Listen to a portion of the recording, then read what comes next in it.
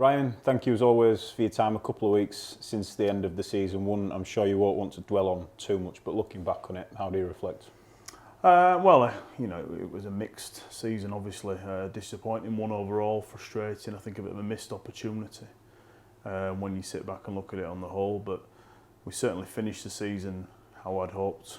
And I feel like we're heading into next season potentially stronger, if not definitely stronger, than we actually started last season. So all in all, some learnings from last season which are definitely on board, and going into next season we're full of optimism and we're looking forward to it. Before we go too far into that, one area that has flourished this season, the academy, plenty of professional deals offered on the back of that, and obviously a largely successful season for the under-19s who won the title. How good is it to see that area of the club flourishing and going from strength to strength?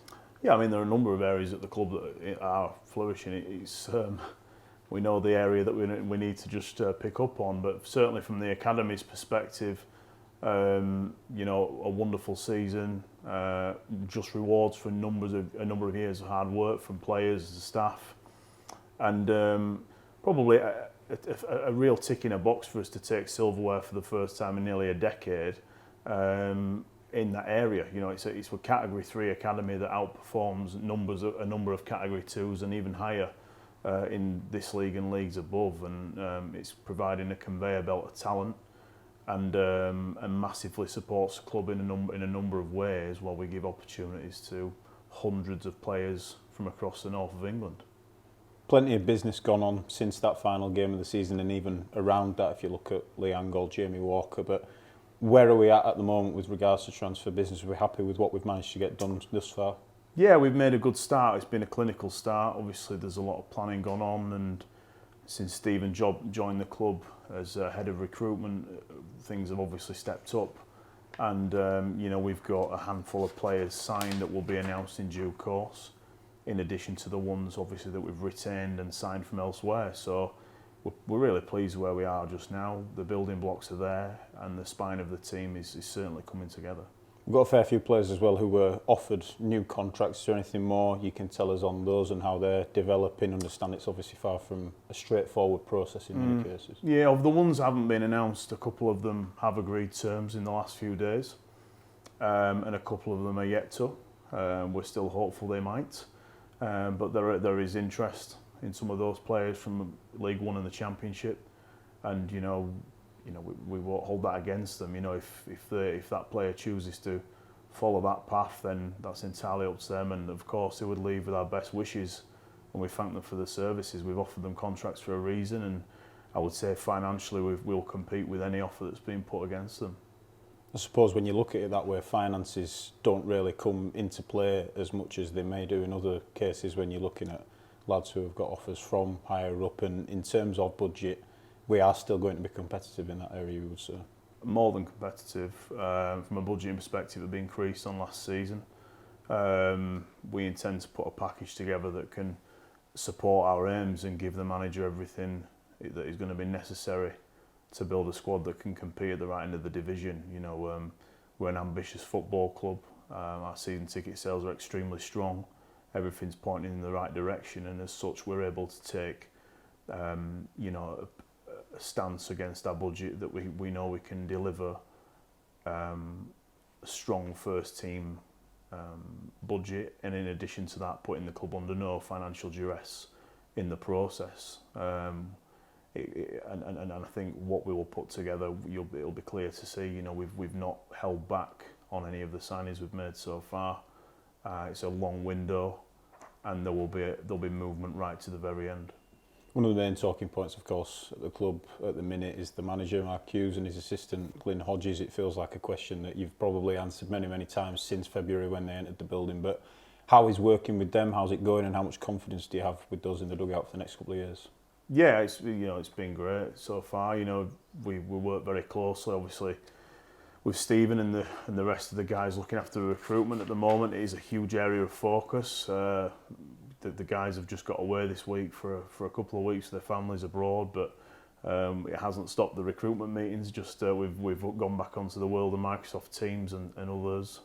But no, it's been very enjoyable. Obviously, we're all on the same page. We see it for what it is, and we know what we can achieve. And I think the way Mark and Glyn have been welcomed by the supporters has been wonderful. That Mark can't believe the welcome he's had, and the atmosphere that were generated in the last 3 or 4 home games is outstanding. To break the League Two attendance record for the club, and in such an important day for the football club, given the fact that we've not been able to come together in that way to remember people who tragically we lost in 1985 for nearly 3 years. I thought it was a wonderful occasion, and it was quite moving. But it was an insight into what next season will be. And Mark Hughes is all about big crowds, big match days, big pressure, and big expectations. And we're all on the same page with that.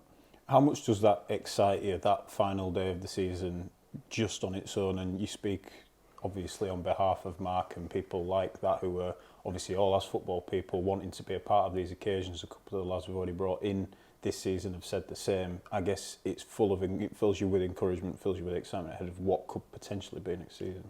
Yeah, I think you saw the way the supporters got behind the players, and when you have that 12th man here, it's outstanding. There's no one in the division can replicate that, and in fact, no one in League. There won't be very few in League One that can. And I think Mark recognises the importance of our home games, and our home form this season hasn't been good enough, and we have to have strong home form if we're going to mount a challenge. We know that, and we hope to see a huge difference next season. Players who live for match days, live for Saturdays, and live for Saturdays here. But certainly, I think most people who came that day left, with a smile on their face, and it was almost like the season had ended too early from my perspective. So I can't wait for the next season, and I think that I speak for quite a lot of people. Talk season tickets, you mentioned those a little bit on sale, have been for quite a few weeks now, and prices frozen until the 20th of June. Just bring us up to speed on sales. Are you happy with where we're at the minute? Yeah, we surpassed 6,000, so we've got over a month to go to the deadline-ish, and well, just under rather. And if you compare that to where we were this time last season, it's slightly different length of campaign, but a month to go to that.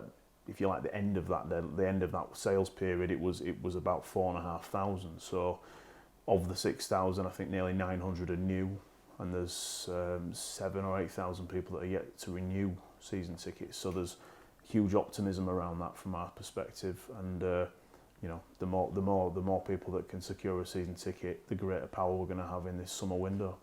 It seems necessary to mention something going on outside, just behind you. The pitch, obviously, as every summer, is being dug up ahead of the new season. It seems a bit of a shame, really, because this season it's held up really well, highly commended by the EFL in their end of season report on ground staff. I guess speak a little bit about that and how much that's given us encouragement, given the state that the pitch has been kept in this season, and obviously a great job by our ground staff. Yeah, they've done a wonderful job. It is a shame to see it get taken up, but obviously it was beginning to tire. They know that, and we want to have a good playing surface. It's important for the style that we're going to play, and just from a pride perspective, it doesn't look great when you come to Valley Parade and there's mud everywhere. So we're trying to have a playing surface that matches what the team wants to do, and there is a little bit of an increased investment in that, but it's really down to the work that the guys do. We finished behind the Newport winners, who were Newport in that in the pitch of the year, if you like, and they had a pitch that was laid, I believe, by Wales Rugby Union, and it's a Desso pitch. So to consider we finished just behind that, which will have been about a tenth of the investment, is a real achievement. And as I've said to them, the only way you can top that now is by winning that. So I'm sure they'll be looking to improve the service again. They take a lot of pride in it, and it's certainly not going to be a summer off for them. This is their busiest time to get that pitch ready, and it looks like a beach at the moment. But I'm assured within 2 weeks it will look like it did at the start of last season. So it should be great. In terms of further work going on in and around the stadium, I remember we had a similar chat around this time last year where there seemed to be a lot going on, toilet refurbs in the Kop, obviously the seat renovation sort of project that was going on. Is there other stuff going on this summer similar, akin to that? Obviously, suite refurbs and things like that. Have we still got the ball rolling in that sense? Oh yeah, I mean, we've got to look after our home. It's important that we maintain what we've got and improve it as far as we can. The seating project, given what's going on around us with society and rising costs, has not stalled, but has certainly been reviewed. We will be continuing with it, and we're currently talking to our partners on that in terms of the COP, and that is the next step. We know that. And we'll discuss that with the supporters, of course, in terms of what they would like that to look like at some point, hopefully in the next few months. Internally, there are areas that need to be painted and decorated, but the medical room, which is near the dressing rooms, which most people won't see, but it was in a real state and it was very tired and certainly below par, so that's had to be ripped out. It's been there for well over 15 years in its current state and it's tired, so that's an area we're improving. The bowels of the stadium, if you like, but there'll be other areas, and we intend to kick on with the next toilet refurbishment project, if you like, during the course of the season in the main stand. Summer is obviously a big time for commercial deals, commercial partnerships as well. I guess similar in a couple of ways to what you've just been mentioning, and how certain deals allow us to be able to get this work done. But I guess as well, on top of supporters and ticket sales and things like that, a lot of the work that we are able to do, both on the field and off the field, is down to the support from our growing commercial portfolio as well, as you'll touch on. Yeah, I mean, the commercials team do a great job. We're looking to surpass 1.1 million in commercial revenue next season, which I think would be a record for League Two. We think we can do it, and we're certainly going to try, because obviously increasing our turnover gives us an increased playing budget and makes us more sustainable in the future. So that's the aim the commercial department have put down on the table, and they're well into achieving that. We're bringing other things to the club, a new kit partner that will take us to another level financially and in terms of what we can offer. And there's a number of things that are happening that will strengthen us. But yeah, commercially we're growing, we're continuing to grow.